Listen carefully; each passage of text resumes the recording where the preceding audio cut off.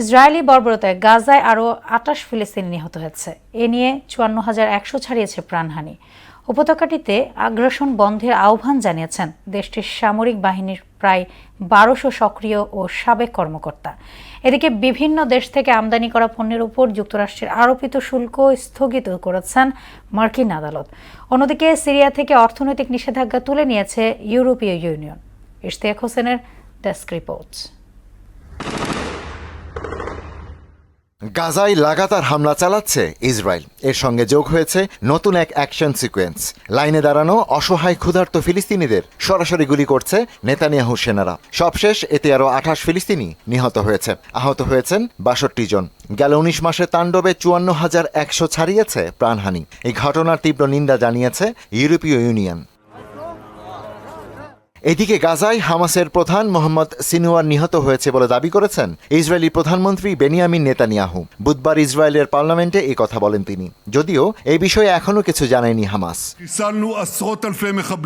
Israeli বর্বরতা বাড়তে থাকায় উদ্বেগ জানিয়েছে ইউরোপীয় ইউনিয়ন। বুধবার এক বিবৃতিতে সংস্থাটির প্রধান কূটনীতিক কায়া কাল্লাস বলেন, হামাস দমন অভিযানের চেয়েও বেশি মাত্রায় গাজায় হামলা চালাচ্ছে ইসরায়েল। উপত্যকাটিতে চলমান আগ্রাসন বন্ধের আহ্বান জানিয়েছেন দেশটির সামরিক বাহিনীর বিভিন্ন ইউনিটের প্রায় ১২০০ সক্রিয় ও সাবেক কর্মকর্তা।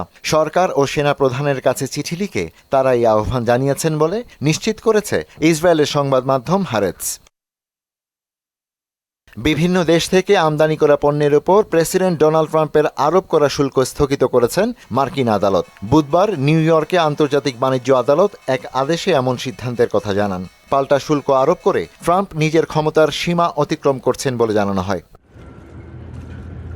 ট্রাম্প প্রশাসন ছাড়ার ঘোষণা দিয়েছেন শীর্ষ ধনকুবের ইলন মাস্ক। সামাজিক যোগাযোগ মাধ্যম এক্সে দেয়া এক পোস্টে তিনি এ ঘোষণা দেন। ট্রাম্প প্রশাসনের ডিপার্টমেন্ট অফ গভর্নমেন্ট এফিসিয়েন্সি বা ডিওজির প্রধান হিসেবে দায়িত্ব পালন করছিলেন তিনি। অন্যদিকে গণতান্ত্রিক রূপান্তর ও অর্থনৈতিক পুনরুদ্ধার প্রচেষ্টার প্রতি সমর্থন জানিয়ে সিরিয়ার উপর আরোপিত অর্থনৈতিক নিষেধাজ্ঞা প্রত্যাহারের ঘোষণা দিয়েছে ইউরোপীয় ইউনিয়ন। ইশতিয়াক হোসেন, মোহনা সংবাদ।